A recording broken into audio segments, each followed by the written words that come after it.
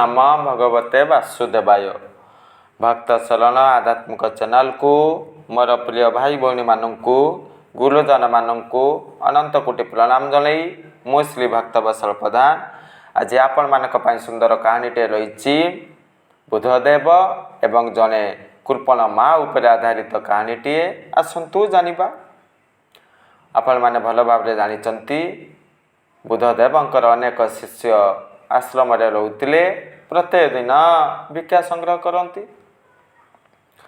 ठीक से भाव बुधदेव भिक्षा संग्रह करने जड़े कृपण गृह मध्य प्रवेश कले। सकाळ समय जेतेबेले कबाट ठक ठक कले ठीक यही समय लुकटी से माटी से नारीटी भयंकर भाव में क्रोधान्वित हेले अति मात्रा कटु कथा प्रयोग करते गाड़ी कले। बुधदेव स्थिर भाव धैर्यशील हुई समस्त कथा शुणिले। यही भाव अनेक समय अतिबाहित है। बुधदेव सुंदर भाव प्रश्न पचारुचंती माँ जदि आपण जो भिक्षा मते प्रदान करने आगे आसी मु जदि ग्रहण न करे आपण कौन करेंगे? ठीक अच्छे ग्रहण करेनि तो असुविधा कौन रहा?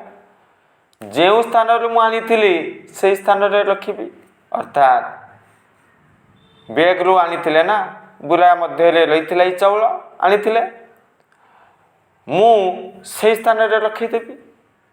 बुधदेव हसी हसी कहवाक आरंभ कले हाँ माँ आपण मते भिक्षा प्रदान करुचंती सत किंतु यहा पूर्वर बहुत कटु कथा प्रयोग करिचंती मु से सबु ग्रहण करी नाही। अर्थात मु ग्रहण करी नाही से कटु कथाटी से को वाक्य सबु के स्थान आपणकर पाखरे रहिबो ना। जेपरिकी मु चाउल ग्रहण न कले आपण कौन करेंगे? जो स्थान रे चाउल आनी से स्थान रे रखिबे। ठीक से ही भाव मु आपणकर से कटु कथा को ग्रहण करी नाही।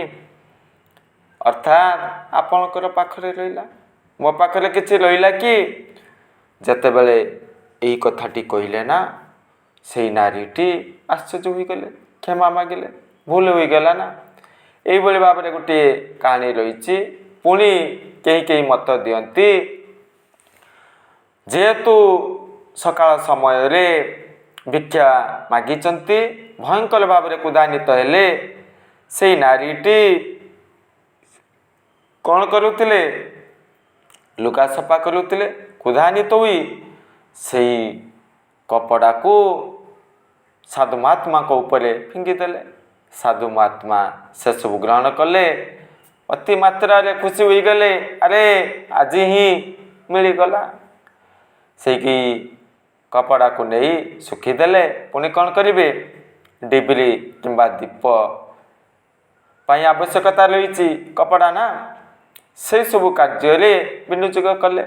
अर्थात महात्मा साधु संत कहा उपले क्रोधान्वित हुअंती नहीं द्वंद्व मुक्त भाव रहती समभाव रही था। जहाँ कि घटुची भगवान द्वारा घटुची ए माने सब होउचंती माध्यम कर्मफल अनुसार ए जीव सुख भोग करे दुख मध्य भोग करी थाए कौन पाई दुख करिपा? सही संसारी मानक पाई सुंदर नीति शिक्षा प्रदान करथिले। जगन्नाथ दास मध्य सुंदर भाव भागवत वर्णना करिचंती दुखे संचित जेते धन से नुहे सुखे प्रयोजन। अरे आंभे माने कौन करुचे? दान करुचे कि करुने संपत्ति को धन संपत्ति को ठूल करुचे संग्रह करुचे मु भलरे रहिबी मोर पुत्र मोर नाती भलरे रहिबे ए सबु कदापि चिरदिन पाई सुख प्रदान करे ना। अंतिम पर्याय दुख दुख ही देता है। से साधु सन्त बुद्धदेव एमाने कौन करती भिक्षा संग्रह करती जहाँ मिलला खुशी न मिलला मध्य दुख करती नहीं एवं हरिचिंतन हरि कार्य हरिंकर नाम को मुखरे जप करी ध्यान करी तप करी समय अतिबाहित करती। यही सब शिक्षा हासिल कलु। जय जगन्नाथ।